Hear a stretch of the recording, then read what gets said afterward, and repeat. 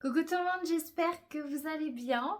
On se retrouve pour un nouveau podcast et je suis contente parce que j'arrive à tenir mes délais pour l'instant. J'ai, comme vous pouvez le voir, 2 projets terminés. J'en ai 3 en cours. En train de réfléchir lesquels. J'en ai un que je vous avais pas du tout parlé. Je l'ai commencé, ça m'a pris comme l'envie de pisser littéralement. Et je suis dessus depuis début juillet et ça n'a pas été sans peine. Donc je vais vous raconter tout ça. Alors on est parti par le premier projet terminé. Donc comme vous pouvez le voir, j'ai le The Classique de Espace Tricot qui est terminé. Quand je vous ai fait le dernier podcast, enfin le podcast précédent, j'étais rendue à la deuxième manche. Donc il me restait la deuxième manche et la partie de devant, je crois. J'avais fait le dos et il me restait la partie de devant ou inversement. Enfin bref, il me restait un petit bout de côte à faire pour terminer. Donc hop, il est de ce côté-là. Donc je l'ai terminé. J'ai terminé quand? Est-ce que je me le suis noté? C'est une bonne question. Parce que des fois, j'ai un décalage entre ce que j'ai marqué dans mon calepin et ce que j'enregistre sur Ravelry. Donc, je l'ai fini le 21 juin. Donc, vous voyez, je vous ai posté le podcast le 15, sachant que je crois que j'avais tourné aux alentours du 4-5 juin. Et donc, ouais, je l'ai terminé peu de temps après parce que vraiment, il restait plus grand-chose. Je vais vous mettre les photos que j'ai prises tout au long de la réalisation du pull. Vous allez voir, il y a 2 photos qui sont magnifiques, mais c'est parce que c'est un photographe professionnel qui les a prises. Puisque j'étais de mariage le week-end du 7 juin. Et comme j'arrivais à la fin de mon tricot et qu'il restait plus grand chose à faire et que chez la coiffeuse, je savais que j'allais avoir du temps en fait pendant qu'elle me coiffe et puis en attendant que tout le monde soit prêt. Finalement, j'ai pris mon petit déj pendant qu'on me coiffait et j'ai fait mes ongles. Enfin, j'ai fait mes ongles. À cause du boulot, en fait, je ne peux pas en fait mettre de faux ongles. Donc j'ai acheté, vous savez, les capsules que vous collez en fait avec des patchs. Enfin, voilà. Je vais vous donner la marque que moi j'achète, c'est Roxy Nails. Et c'est très bien. Et donc c'est ce que j'ai préparé pendant qu'on me coiffait. Et donc à la fin, je me suis retrouvée à attendre. Et donc j'ai tricoté, j'ai avancé sur la manche du pull, donc sur la dernière manche qui me restait. Et j'ai pas fait gaffe en fait, mais le photographe m'a pris en photo et c'est après qu'il est venu dans mon champ de vision et il m'a dit bah en fait je t'ai pris en photo parce que c'est excellent. Bah oui, les gens n'ont pas l'habitude de voir des personnes tricoter. Et donc voilà. Donc je l'ai fini, oui, peu de temps après. Grave contente. Et les dernières photos que vous allez voir, c'est un autre photographe, mais amateur cette fois-ci, de ma petite sœur. Voilà, on était dans un coin super sympa. Et comme je savais qu'on y allait, j'ai dit bah écoute, j'emmènerai le pull et ça te dérange pas de me prendre en photo. Donc elle m'a guidée pour prendre les photos. Donc ce pull, comme je vous disais au podcast précédent, je me suis éclatée à le faire. Je me suis basée sur donc le patron bien sûr, que j'ai fait un schéma moi derrière pour la construction et expliquer un peu comment ça fonctionnait parce que moi je suis quelqu'un de visuel, donc en fait faire le schéma m'a vraiment aidé. Si vous voulez avoir plus d'infos, je vous renvoie vers le podcast précédent. Et j'ai envie de le refaire. Je l'avais dit dans le précédent podcast, je vais le refaire parce qu'il me plaît bien et aussi parce que j'ai cette laine-là, voilà, qui est un- j'ai un dupe en tête, mais c'est pas vraiment un dupe, mais c'est un équivalent. Voilà, je cherchais un équivalent de la Drops Air Alpaga. Excusez-moi, je suis désolée, je vais peut-être souvent tousser parce qu'à parler, je vais avoir la gorge sèche et je suis malade en ce moment. Bref, j'ai 7 pelotes de celle-là et voilà, j'ai pas fait attention, mais c'était pas voulu, mais j'ai fait en fait ce pull sans manche avec cette laine-là, mais dans un autre coloris. Et j'ai utilisé très peu de laine. Donc je me dis que j'ai 7 pelotes de ça, donc je devrais arriver à le faire.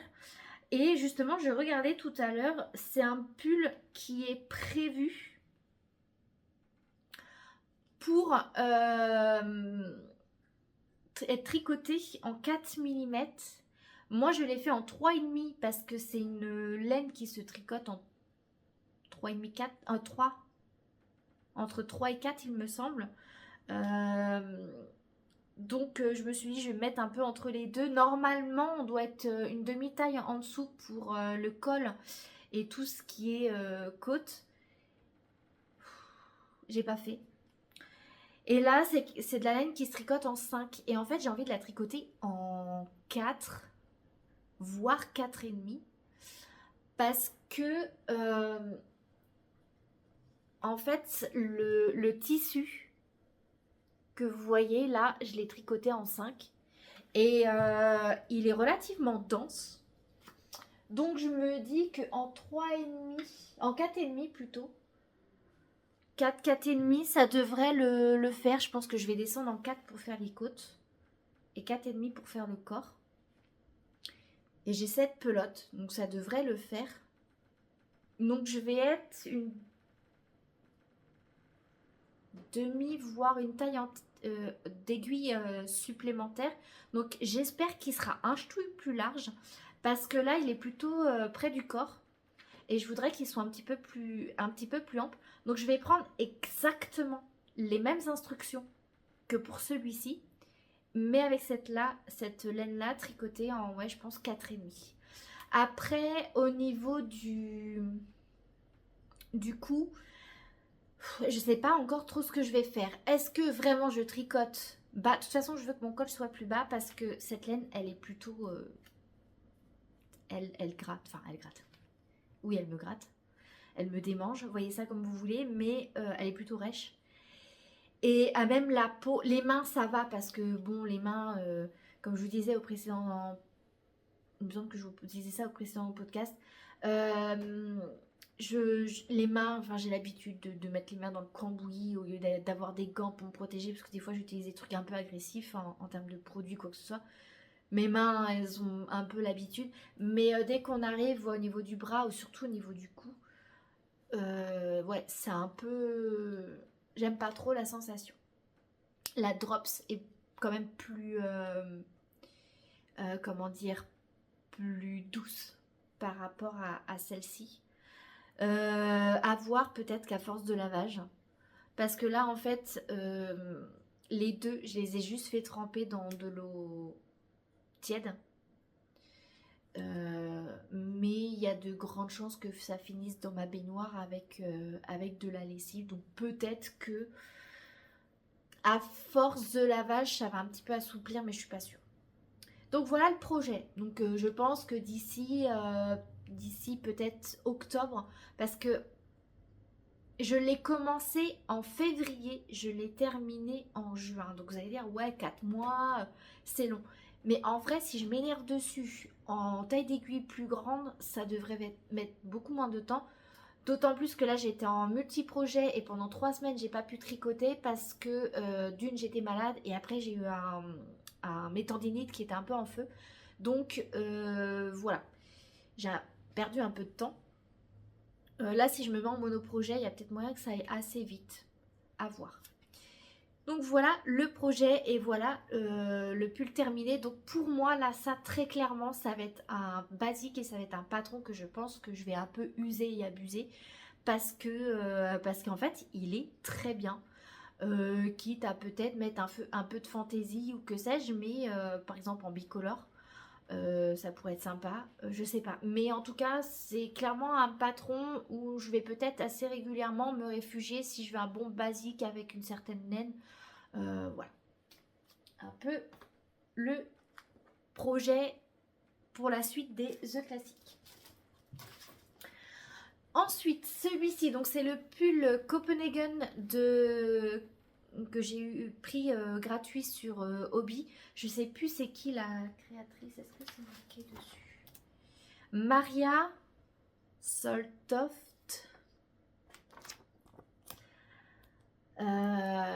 qui est ma foi très sympa, mais qui est prévu pour être tricoté en 7 mm avec de la laine je sais plus quoi, et moi je l'ai fait en 5 mm puisque j'ai pris donc l'équivalent Drops Air donc chez Woolewo, et je l'ai commencé là aussi en février, puisque le podcast que je vous avais posté en février, donc c'est pas le podcast précédent mais celui d'avant, je commençais tout juste, j'étais au niveau des côtes. Il faut monter 6 cm de côte et j'étais genre à 4, un truc comme ça.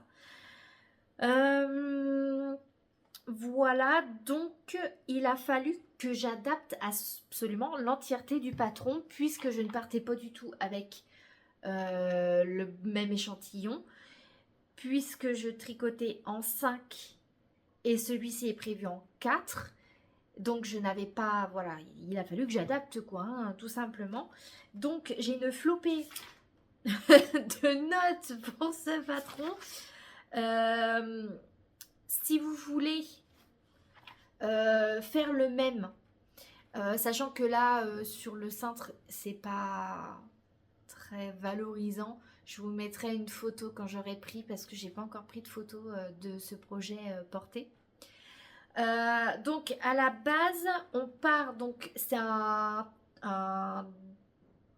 il se tricote de bas en haut, je vais y arriver, et normalement il faut monter 104 mailles. Moi il a fallu que j'en monte 162 pour arriver à un échantillon équivalent.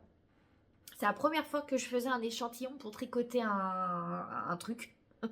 Voilà, mais comme là je savais que je partais pas du tout sur la même base ou sur un équivalent, il a vraiment fallu que j'en fasse un. Alors j'en ai fait un à l'arrache, hein. J'ai monté un certain nombre de mailles, j'ai commencé à monter un certain nombre de rangs, et j'ai pris mon mètre et j'ai dit ok, donc pour avoir voilà 10 cm sur 10 cm, ça va faire à peu près tant. Je me suis pas amusée à tricoter 10 sur 10, hein. J'ai fait peut-être, je sais pas, 12-13, et sur peut-être 5 cm, et en fait voilà, de toute façon j'ai fait plein de produits en croix. Comme quoi il y a des maths qui servent, hein, voilà. Et puis le patron disait des côtes 2-2, moi j'ai fait des côtes 1-1 par habitude, voilà. Et j'ai fait donc du bas jusqu'à l'emmanchure, c'est indiqué 20 dans le patron ou longueur souhaitée. J'ai fait 24 cm. Et à partir de là, voilà, j'ai tout adapté. Donc si jamais vous êtes intéressé, je suis vraiment sincèrement désolée, mais faites avec. Il y a pitié de moi, faites avec. Je sors d'une angine, j'enchaîne avec une autre. Le lieu des températures, mon corps, je sais pas, est-ce que je vieillis et le corps veut plus trop, j'en sais rien. Ou est-ce que c'est moi qui suis trop fatiguée, donc plutôt un peu, voilà, un peu susceptible d'attraper tous les microbes qui traînent, bref. Donc, vous trouverez sur ma page Ravelry absolument toutes les infos. J'ai vraiment tout remis. Donc, n'hésitez pas si jamais voilà, vous voulez faire un équivalent ou sur une laine de taille équivalente. Je suis partie sur une taille S.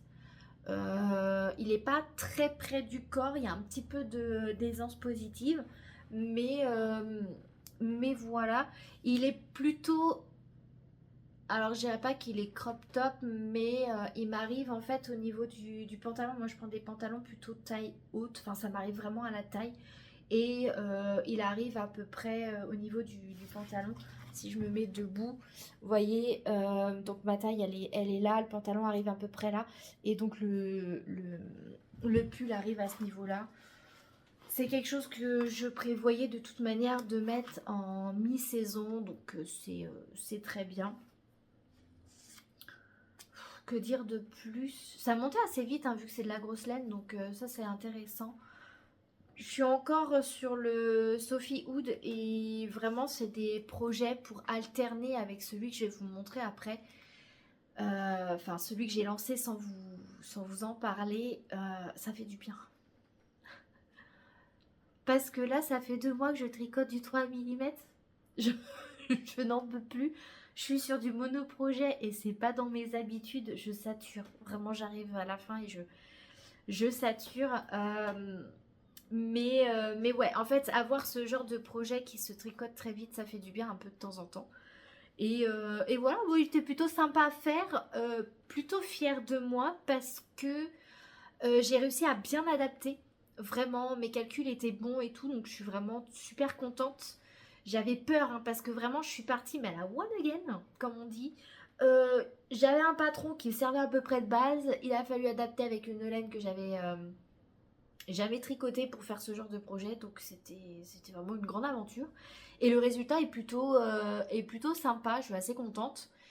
Par contre, je trouve qu'il y a plus de tissu devant que derrière. Je sais pas pourquoi.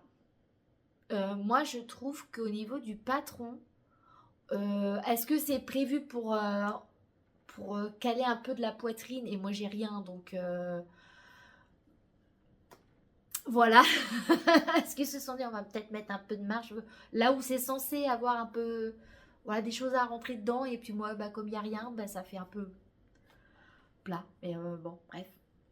Donc, bah, si vous avez un peu de poitrine, bah, c'est bien parce que vous allez remplir le devant. Et je pense que c'est ça qui fait que bah, le tissu va un peu bomber devant. Et que le devant et le derrière vont arriver à se caler. Moi, j'ai rien. Donc, en fait, ça fait vraiment plutôt plat. Si je devais le refaire, je pense que je ferais vraiment un équivalent devant-dos. Voilà. Parce que c'est vraiment... Vous tricotez en rond jusqu'à la manchure, après vous faites en aller-retour. Vous mettez en fait un côté, enfin les épaules à un moment donné, vous les mettez en attente pour reprendre les mailles que vous aviez mis en attente, soit devant, soit derrière, et vous montez. Et après, vous faites un rabattage à 3 aiguilles. Donc c'est une nouvelle technique que j'ai appris. Mon rabattage à 3 aiguilles est très très propre,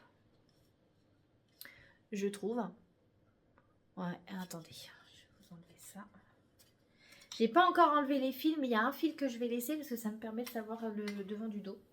Même si c'est plutôt facile à savoir. C'est-à-dire que là, si je me mets au niveau, vraiment le rabattage en haut, vous voyez, ça fait tout bizarre devant. Et en fait, le tout bizarre, il le fait moins quand il y a de la poitrine à mettre.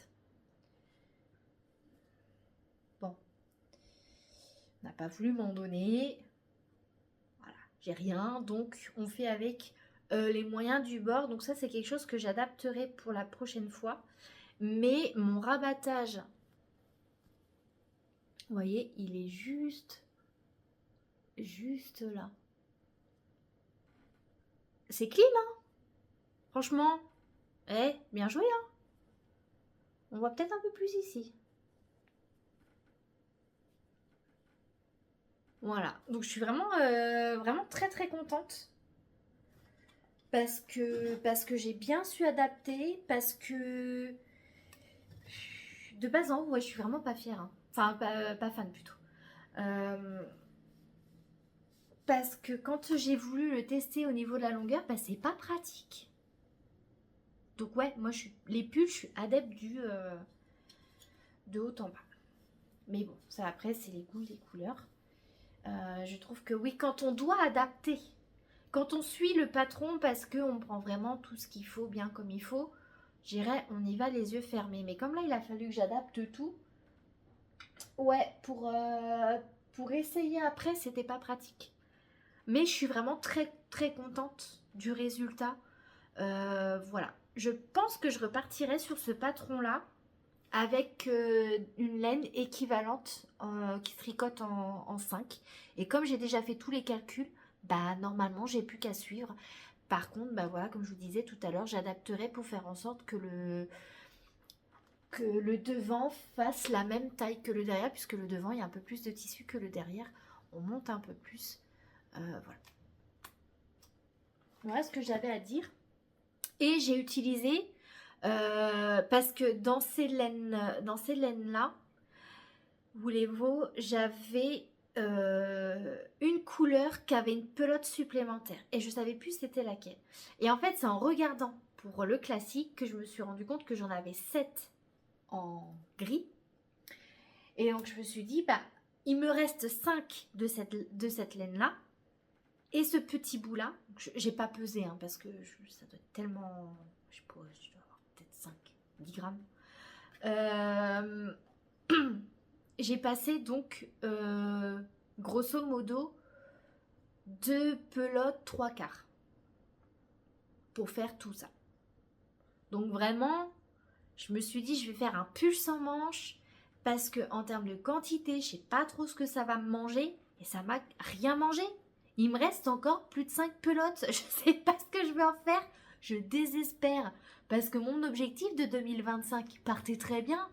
Mais là, en fait, j'arrive pas à écouler. Puisque si je fais des projets où ça ne demande pas grand chose, je suis pas dans la mouise en fait. Donc c'est un peu le désespoir là, j'avoue. Bref, on va y arriver, hein. On va bien trouver quelque chose. Ensuite, les chaussettes. Les chaussettes. J'étais tellement fatiguée quand je vous ai fait le podcast précédent que y a des infos qui étaient pas bonnes et que certaines que j'ai oubliées. Donc pour en revenir à mes chaussettes, donc j'ai commencé la deuxième. Et la première, est-ce que je l'ai quelque part? Oui, ma trousse à chaussettes. Attendez. Ah bah donc, je craque. J'ai toujours pas enlevé le... Elle n'est pas lavée, elle n'est pas bloquée, elle a rien du tout. J'ai pas rentré les fils, bref. Je vais vous parler de mes côtes. Et en fait, ce que je ne vous ai pas dit, c'est que la première fois que j'ai fait les côtes, ça je vous l'avais expliqué, j'ai fait mon rabattage classique, ça n'a pas marché, c'était pas extensible. J'ai tout défait. J'ai fait un deuxième rabattage avec un rabattage à l'italienne. Et comme je vous ai dit, ça n'avait pas fonctionné. Et que j'avais laissé ça de côté parce que je commençais à m'énerver dessus et que, étant donné que j'étais sur la fin, il fallait que je me calme et que j'arrive à reprendre bien comme il faut. Ce que je ne vous ai pas expliqué, c'est que la troisième fois que j'ai voulu faire mon rabattage, en fait, j'avais coupé mes côtes. En grosse barbare, je suis venue mettre une ligne de vie juste en dessous mes côtes pour récupérer mes mailles. Et après, j'ai tout coupé parce que ça m'a gavé. Et comme vous commencez à le savoir pour celles et ceux qui sont habitués de mes podcasts, j'ai une patience limitée, très limitée. Et ça dépend pourquoi. Il y a des trucs, je n'ai pas la patience du tout. Du tout. Mais là, oui, du tricot, ça demande de la patience. Et effectivement, tout ce qui demande de la réalisation à la main, tout ce qui est fait main demande de la patience, surtout pour des projets qui prennent du temps. Mais à un moment donné, trop c'est trop. Voilà. Je suis arrivée à bout et je me suis dit, bah fais chier, fais chier. Je vais mettre une ligne de vie. Ça va permettre de récupérer mes mailles. Je vais couper mes côtes et je vais repartir parce qu'en fait, je n'avais pas du tout, mais alors pas du tout, la patience de défaire ce fil parce que la laine, elle est rêche. Donc les fibres entre elles s'agrippent. Ça fait comme cette laine-là en fait. Donc ce qui fait que moi ça me créait des nœuds, fallait que je force, ça m'énervait. Et puis à forcer en fait, je me faisais mal aussi. Donc je me suis dit, tant pis, je vais couper, je vais refaire mes côtes. Et puis en route, ma poule, ça va le faire comme ça. Et c'est comme ça que je l'ai fait. Et je l'ai fait avec le rabattage, je ne sais plus comment il s'appelle, que j'ai vu sur la chaîne Les Triconautes. Donc JNL montre plusieurs techniques de rabattage, du moins élastique au plus élastique, puisque suivant les projets, vous avez plus ou moins besoin d'élasticité pour votre rabattage. Et j'ai pris le tout dernier. Je crois que j'ai vraiment pris le tout dernier, l'élastique de l'extrême, parce que vraiment, j'avais pas envie de recommencer une quatrième fois. Et donc, j'ai réussi. Et je me suis dit, allez, c'est parti. On va faire la deuxième. En route ma poule, hein, comme je disais tout à l'heure. Sauf que, bah non, ça roulait pas. Ça roulait pas du tout. J'arrivais pas à partir. Donc, je vais remettre toutes les informations du patron que j'utilise. Hein. C'est la vidéo de 3615 Comcoat. Je crois que c'est comme ça que ça se prononce. Je suis pas sûre, mais de toute façon, je vous remettrai tout. Et en fait, je n'arrivais pas à faire son démarrage, à monter les mailles à la turque. Donc ça m'a pompé l'air. Donc je me suis dit c'est pas grave, je vais faire son patron mais à l'inverse. Et donc il a fallu que je monte des mailles mais avec une technique élastique. Et ça je n'ai jamais fait. J'ai toujours fait un montage classique. Moi, généralement, je fais un montage tricoté parce que ça m'évite de calculer la quantité de laine qu'il me faut pour faire le... Vous savez, la technique où vous avez un long fil qui va vers rien et après votre fil qui va vers la pelote. Je sais pas comment ça s'appelle, ces techniques. En fait, moi, je fais et je retiens pas les techniques. Et j'ai donc cherché... c'était... J'ai vu sur la chaîne donc Clo Tricot. Comment elle appelle ça? Montage à l'allemande, je crois. J'y arrivais pas parce qu'à un moment donné, il fallait passer dans le triangle et tout. Je comprenais rien, j'y arrivais pas. Si j'y arrivais une fois sur 4. Je dis bah non, en fait, je vais pas faire 4 fois la même chose pour arriver à... Bref. Là encore, je suis allée sur la chaîne donc les triconautes de JNL et c'est une vidéo où elle montre 3 techniques de montage élastique différents et j'ai fait le tout premier. Donc c'est le Twisted Caston, German Caston ou German Twisted Caston, je sais plus quoi. Où en fait vous faites la technique de la laine qui va vers rien et celle qui va vers votre pelote. Vous mettez en fait les deux fils, un calé contre le pouce, l'autre contre l'index. Et en fait, vous avez un fil qui est enroulé contre votre pouce. Et vous passez, vous prenez, et normalement, ça vous montez la maille comme ça. Sauf que là, vous faites la même chose, mais vous twistez. En fait, ça permet de rajouter de la longueur de fil et qui permet en fait de jouer là-dessus au niveau de l'élasticité. Comme d'hab, je vous mets tout en description. Donc voilà, donc j'espère que ça va être, élastique. Ça m'a l'air pas mal. Ça m'a l'air pas mal. Donc voilà, je voulais absolument vous monter ça et commencer avant le podcast pour vous montrer que cette fois-ci, je pars pas des orteils jusqu'à la jambe, mais à l'inverse. Le talon, je vais refaire la même chose. La technique pour refermer la chaussette, je vais apprendre. Donc la chaussette sera pas identique. Mais en même temps, c'est une paire de chaussettes. Une fois dans des chaussures d'hiver. Hein. Personne ne le saura à part vous et moi.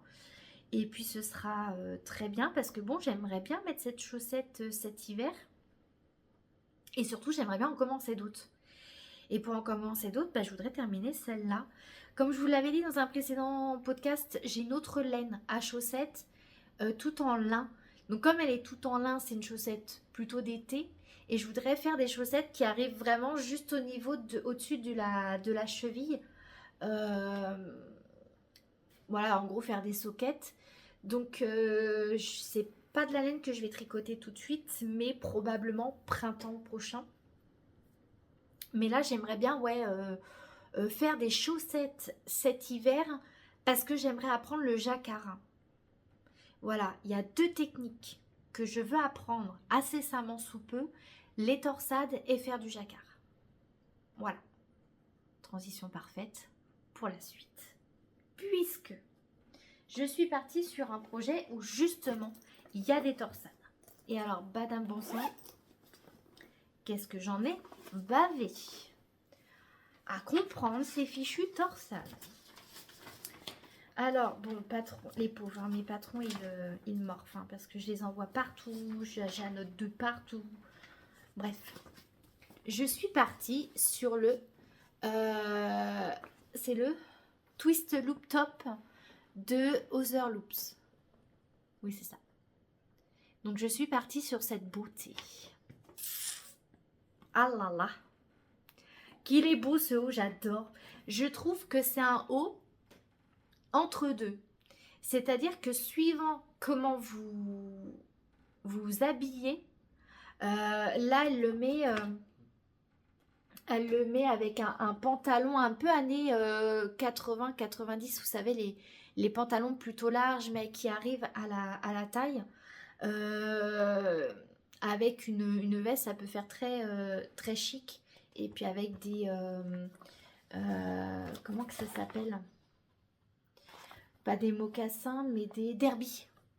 Ça peut faire très chic. Ou comme elle le fait là, avec un jean et puis une veste et des baskets aux pieds. Ce qui fait un peu plus un look décontracte. Donc j'aime beaucoup, vraiment. J'avais flashé sur ce haut là. Et j'avais une pelote de verre qui était là toute seule. Et bien sûr, début juillet, solde. Donc je me suis dit, let's go, je vais emmener mes 3 pelotes solitaires, ces 3 pelotes de coton. Et je vais essayer de trouver les pelotes pour compléter parce que je veux faire des hauts en coton avec. Donc j'ai racheté, à la base je voulais 3 pelotes parce que je me suis dit 4 ça va être suffisant pour faire le haut. Mais bon, 3 acheter la 4e offerte, donc j'en ai acheté 4. Donc j'en ai acheté 4 de verre, 4 noirs, parce que j'avais une solitaire noire. Et j'ai pas réussi à trouver une pelote, enfin une couleur très proche de ma bleue. C'est un espèce de bleu ciel, bleu pâle. Très joli, mais je n'ai pas trouvé d'équivalent, donc je sais pas ce que je vais faire. Est-ce que j'essaierai pas de l'inclure en mode rayure? À voir. Et donc, je suis partie dessus. Et j'arrive à la fin du bas. Donc ouais, ça fait... alors pour celles et ceux qui connaissent pas ce haut-là, ça fait très haut de poupée. Mais c'est qu'en fait, il se tricote en côte. Donc il est extrêmement extensible. Donc il sera très fité. Et en fait, il est au niveau de l'encolure, ça fait un peu comme celui que j'ai là. Et j'aime beaucoup. Je trouve que ça rend bien. Mais enfin, oui, c'est ça, l'emmanchure par contre, excusez-moi. Et l'encolure, par contre, arrive bien en haut. Donc ouais, ça me tentait vachement bien. Sauf que là, on le voit à la caméra. Enfin, la caméra. Mon téléphone. J'ai une démarcation. Parce que moi, je suis une personne qui peut réfléchir. Comme elle peut éviter de le faire. Ma pelote solitaire, c'est évident. Ça fait quelques années que je l'ai. Donc, elle n'a pas le même bain de base. Voilà, que celle que j'ai achetée. Donc, vous voyez, problème numéro 1. Problème numéro 2, ça fait plusieurs années que je l'ai. Dans un endroit où... je viens d'éternuer. Je vous ai coupé ça, hein, parce que... pas très agréable. Et j'ai le chat qui me regarde en mode... Mais ça va, t'arrêtes de faire du bruit. En plus, il a le regard pas aimable. C'est une guimauve à l'intérieur. Il est adorable, ce chat. T'as le regard noir, pépère, hein. Bah oui. T'as le regard pas fin. Donc oui, et en plus, ma pelote, elle a... comme les livres, hein, dans ma bibliothèque, ça a pris le soleil. Donc, c'est un petit peu... pas jauni, mais c'est un peu voilà, décoloré. Donc, j'ai une grosse démarcation. Et en fait, je m'en suis rendu compte à peu près à ce niveau-là. Autant vous dire, j'ai pas eu envie de tout défaire. Donc, j'ai acheté de la teinture qui n'est pas de la couleur exacte que ce que je suis en train d'utiliser. Donc, ma nouvelle pelote. Donc là, ce que je vais faire, c'est que je vais terminer ma torsade, mettre ça sur un Scooby-Doo pour tester, pour voir au niveau de la longueur, parce que je vous explique, je voudrais que ça arrive à peu près là, un peu sur les hanches, parce que c'est un haut bah, comme celui-là que je veux rentrer dans le pantalon, donc il faut que j'ai quand même un peu de longueur,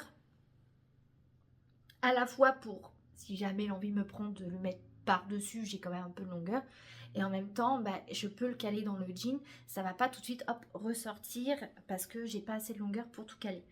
Donc je pense que en finissant, vous voyez cette... pas très douée pour vous montrer ce que je fais. Hein. Vous voyez un petit peu la longueur que ça prend.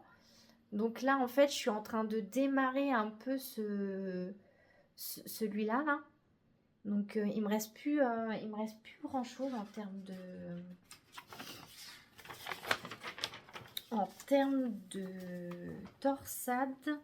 Il me reste 1, 2, 3, 4, 5, 6, 7, 8 rangs avant d'arriver au tout dernier rang où je torsade en fait mes côtes. Et après, bah, c'est du tout droit. Donc je pense que je vais faire mon dernier rang torsadé après 3 rangs normaux. En parlant français, c'est quand même mieux. Parce qu'en fait, ça se joue comme ça. C'est vous torsadez, vous faites 3 rangs normaux, vous torsadez, 3 rangs normaux. Les torsades, je ne vais pas vous montrer comment les faire. Hein. Je ne vais pas dévoiler le patron, puisqu'il est payant. Mais voilà, donc je pense que c'est ce que je vais faire de façon à faire finir ma torsade comme ça. Et faire un rabattage. Et puis après, ben, il va falloir que je trempe en fait juste la partie de ma vieille pelote pour en fait la foncer parce que la laine, enfin le colorant que j'ai pris, c'est du colorant émeraude. Marqué émeraude dessus. Est-ce qu'on est sur du émeraude? J'en sais rien, mais c'est celui qui me paraissait assez proche du coloris. Donc, le teindre, le laver, voir ce que ça donne. Et si je me rapproche grandement de ça, ensuite je reteindrai tout. Donc, je vais juste mettre à tremper cette partie-là. Et ensuite, essayer de tout reteinter pour essayer d'uniformiser. Est-ce que je suis confiante? Du tout. Et si j'y arrive pas, est-ce que ce sera catastrophique? Non. Parce que dans le pire des cas, ça fera partie des hauts que je mettrai l'hiver, tant pis. Je suis une personne frileuse, donc l'hiver, moi je fais concurrence à Bibendum, c'est-à-dire que j'ai autant de couches qu'un oignon, c'est une cata. Donc j'ai souvent en fait un débardeur, un sous-pull, un pull. Donc quoi qu'il en soit, même si c'est un haut qui n'est pas portable parce qu'on voit trop la différence de couleur, que c'est fichu, que ça rend pas bien ou quoi que ce soit, c'est pas grave. Hein. Il va pas être perdu. Je le mettrai sous un sous-pull, ce sera très bien. Moi je saurais que j'aurais mis un haut à peu près beau, mais tricoté avec amour et voilà. Donc j'arrive à la fin et après il restera l'encolure et l'emmanchure.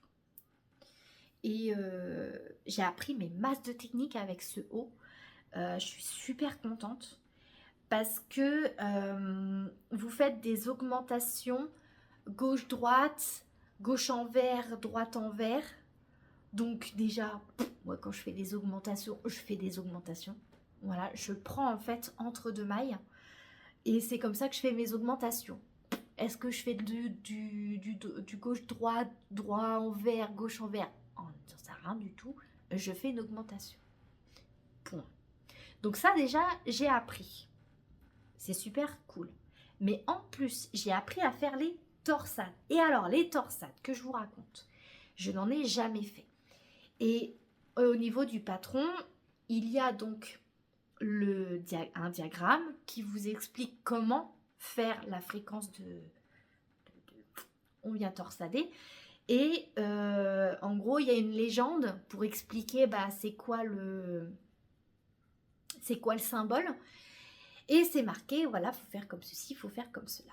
Et moi, je lis les instructions et je dis, mais comment ça marche, en fait?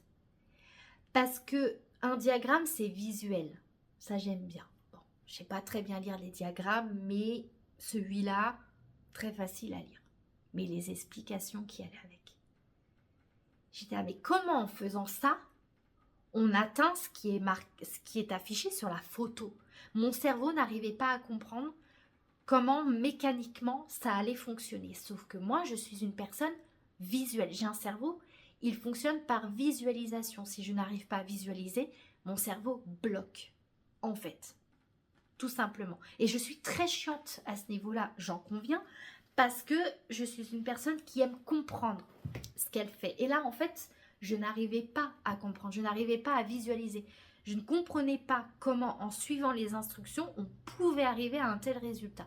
Donc, ce que j'ai fait, c'est que j'ai contacté le support Other Loops et ils sont top. Franchement, j'ai envoyé un mail. Très rapidement, j'ai une réponse derrière. Je leur ai dit, voilà, j'en suis rendue à un niveau où je viens, parce qu'il se tricote, comme vous pouvez le voir, hein, de haut en bas. Et en fait, je venais de faire, de partir là-dessus. Donc en fait, il faut monter des mailles pour faire cette partie centrale. Donc je venais de monter mes mailles et suivant la taille, vous faites, soit vous partez tout de suite sur les torsades, soit il faut faire quelques rangs, un peu de préparation.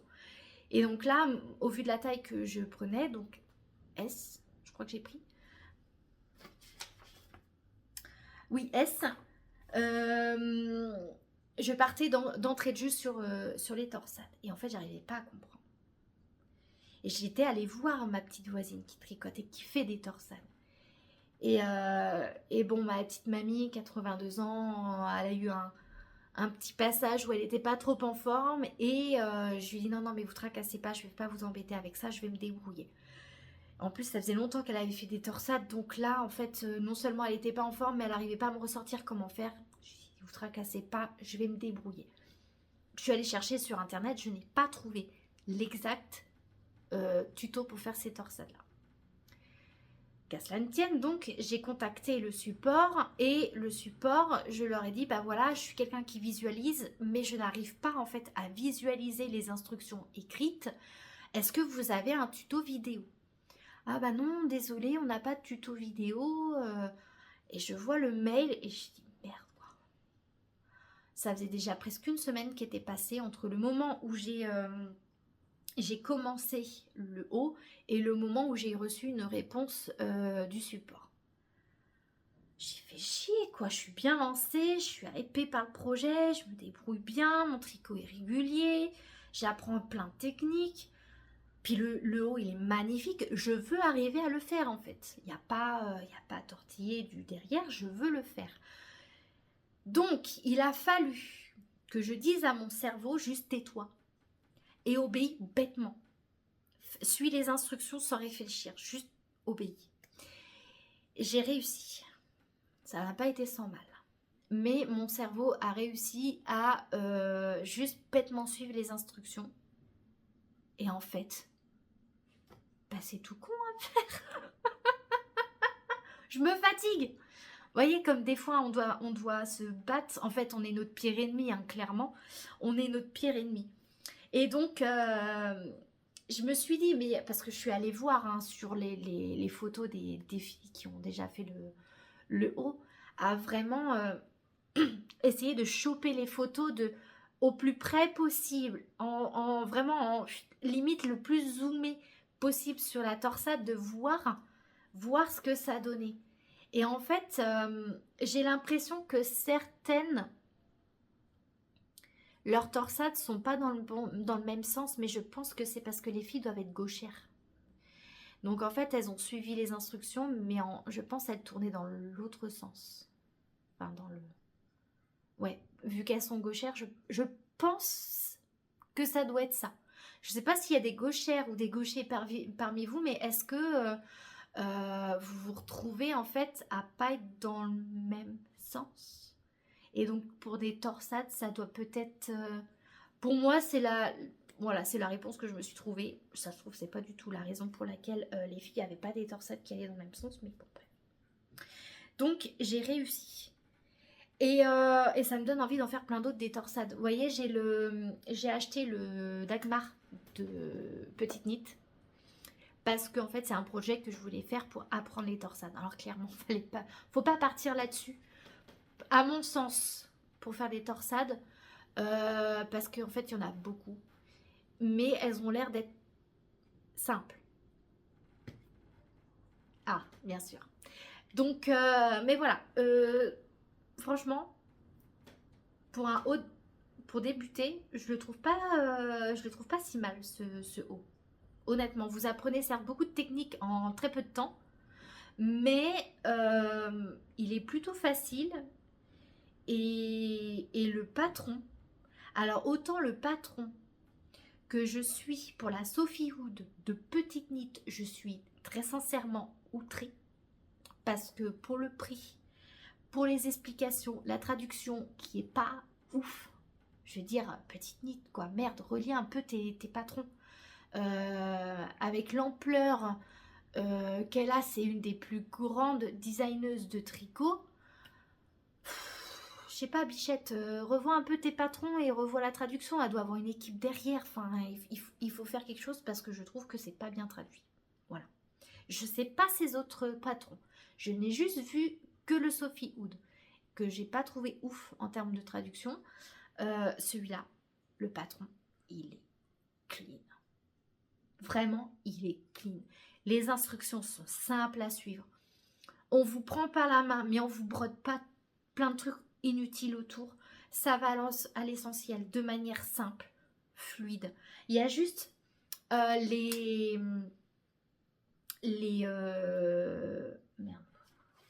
Pas les raccourcis, mais les abréviations. Je vais y arriver. Les abréviations. Je suis pas trop habituée à ce type d'abréviation là, mais au début, je dis, ah merde, ça veut dire quoi ça? Ah bah oui, c'est vrai, c'est ça. Et puis, ah c'est quoi ça? Ah oui, c'est vrai. Mais en fait, très vite, ça vient. Et un bonheur. Franchement, patron top. Projet top. Top. En fait, ce top, il est top. Faites-le. Hein. Voilà, j'ai pas d'autres choses à vous dire. Moi, c'est déjà prévu que je le fasse en noir. Hein, puisque j'ai ce qu'il faut en termes de quantité de laine. Clairement, j'ai trop de laine pour ce haut. Donc, c'est ça qui m'énerve même d'autant plus. C'est que, en fait, je serais partie directement avec les nouveaux coloris, enfin, avec les nouvelles pelotes que j'ai achetées. J'aurais pas eu ce souci. Mais comme j'avais mon ancienne, j'ai voulu utiliser mon ancienne en priorité. Puisqu'à la base, le but était de m'en débarrasser. Donc, je pense que je vais rester avec une pelote en rab. Mais c'est pas grave. Je rachèterai du verre. Donc, suivant ce que j'utilise et suivant ce qui va me rester, je n'achèterai que pile poil. De toute façon, il y a des chances que ce soit hors solde. Mais juste pile poil pour arriver à me débarrasser de ma laine. Parce que sinon, on va encore me retrouver avec de la laine sur les bras. Et je vais pas trop savoir quoi en faire. Même si j'aimerais bien faire des bouquets au crochet. Mais comme le crochet en ce moment, c'est pas une option. Voilà. Et j'aimerais bien le refaire, mais sans la torsade. Juste tout simple. Voilà, ça pourrait être sympa aussi. À voir. Donc voilà sur quoi je suis en ce moment. Mes projets en cours, mes projets terminés, ce que j'ai envie de faire. Pour vous faire un point sur mon objectif de 2025, qui était donc de liquider mes laines, et bah je suis encore un petit peu dans le jus, dans le sens où bah ouais, j'avais 3 pelotes solitaires, mais finalement j'ai dû racheter et je vais encore me retrouver avec des pelotes solitaires parce que j'ai trop en quantité. Après le noir, c'est pas grave, du coton noir, c'est pas grave parce que je peux refaire plein de hauts avec, c'est pas un souci. Euh, mais voilà, là j'espère vraiment que le classique que je vais commencer dans, je pense, un mois et demi, peut-être début octobre. J'espère que ça va me manger un max de laine parce que là, je désespère un peu, pour être honnête. Mon objectif est de vraiment liquider ma laine et je me retrouve à avoir du mal à le faire. J'ai 2 sachets de laine que j'avais acheté à Emmaüs dans vraiment de la laine. Alors c'est moitié acrylique, moitié laine que je veux aussi me débarrasser, mais ça je sais ce que je vais en faire. Il y a de fortes chances que ça passe dans soit des bralettes, soit dans un haut style le twist loop top. Vraiment, bah, comme je vous disais, moi je mets plusieurs épaisseurs l'hiver, donc ça pourrait être quelque chose qui m'apporte de la chaleur supplémentaire, d'autant plus que comme c'est en laine, euh, ça pourrait être pas mal. Voilà, parce que j'en ai marre, très sincèrement, de l'acrylique. J'en ai marre de mettre 15 épaisseurs l'hiver. J'ai juste envie d'avoir, je sais pas moi, un petit t-shirt en laine et un pull en laine. Voilà. Ça j'aimerais bien, et quelque chose qui me tienne, voilà, moins d'épaisseur mais plus chaud. Donc ça va venir, hein, ça va venir. Mais voilà, donc j'aimerais pour cette fin d'année refaire le classique en consommant un maximum ma laine. J'aimerais finir ma Sophie Hood. Alors ma Sophie Hood, je vous l'ai pas montré, mais en gros, il a fallu que je défasse. J'ai défait toute ma deuxième pelote. Juste, j'ai laissé en fait, parce que j'ai une différence de coloris, puisque je suis sur de la Woolevo gris clair. Et au niveau de la Sophie Hood, donc tout le pan, les 2 pans qui vont être en écharpe vont être en Woolevo. Et en fait, toute la partie capuche va être en Drops Air. Parce que j'avais pas assez, donc j'ai acheté de la Drops Air. Et en fait, j'étais trop montée par rapport au patron de Petite Knit, pardon. Donc j'ai tout défait. Et en fait, il y a des rangs que j'ai fait où j'ai mixé les deux pour éviter que ce soit trop tranché. Donc, je me suis arrêtée à ça. Juste les rangs où j'ai mixé, et donc après je vais repartir à suivre le patron. J'ai commencé là, voilà, juste quelques rangs, et voilà, donc c'est ça le classique, la Sophie Hood, et puis ma paire de chaussettes que je vais absolument terminer avant la fin de l'année, le Other Loops. Ce que je vais faire, c'est que je vais terminer le bas pour avoir la longueur que je veux. Je vais faire la teinture, voir ce que ça donne, tester, et après je le laisse en stand-by. Je le reprendrai au fin hiver, début printemps de l'année prochaine pour faire les finitions, parce que là, moi, d'une, je sature, et de deux, je rentre dans une période où j'ai plus envie de tricoter en fait un top d'été, qu'il y a des chances que je ne porte pas. Je vais essayer de me concentrer là-dessus. Si à un moment donné je me lasse, là à la rigueur je le reprendrai, et comme ça je le mettrai cet hiver en couche supplémentaire. Mais ça va pas être ma priorité, je vais vraiment partir sur le reste. Donc là je vais donc me concentrer sur ma paire de chaussettes pour la liquider et racheter de la laine à chaussettes, parce que de la laine à chaussettes d'hiver j'en ai pas. Et en plus au magasin où je vais, ils vendent de la Jawol. Donc j'ai bien envie de tester la Jawol, qui je pense sera beaucoup plus douce que la laine que j'ai là. Quand j'y suis allée début juillet, j'ai vu qu'il n'y avait plus grand chose, donc j'ai demandé à la vendeuse, j'ai dit vous allez quand même continuer à travailler avec Langyarn ou oui mais c'est que là c'est pas trop la saison, donc bah oui effectivement début juillet c'est pas nécessairement la saison. Donc en fait elles avaient surtout quelques coloris un peu basiques. Donc là, je pense que d'ici le mois prochain, ils vont réagrandir le rayon. Donc il y aura beaucoup plus de choix. Et il y a de fortes chances que j'ai un reste de laine actuelle. Donc il va falloir que je me trouve un motif de jacquard à faire. Et comme ça, ben, je ferai un jacquard avec... Moi, je pense que je ferai juste du jacquard avec cette laine là. Je le mettrai pas en coloris contrastant parce que trop rêche. Ouais, je vais voir. J'espère qu'au lavage cette laine là va s'adoucir un peu. On verra. Voilà un peu mes projets. J'espère que ce podcast vous aura plu. J'ai peut-être été un peu rapide, mais je voulais, enfin voilà, il y a des choses que je voulais pas trop traîner non plus. Il n'en reste pas moins qu'on est sur du presque 1 heure, ce qui est pas mal. Moi, je vais vous laisser là-dessus. Je vous dis peut-être début novembre. Allez, on se cale cette date-là, début novembre.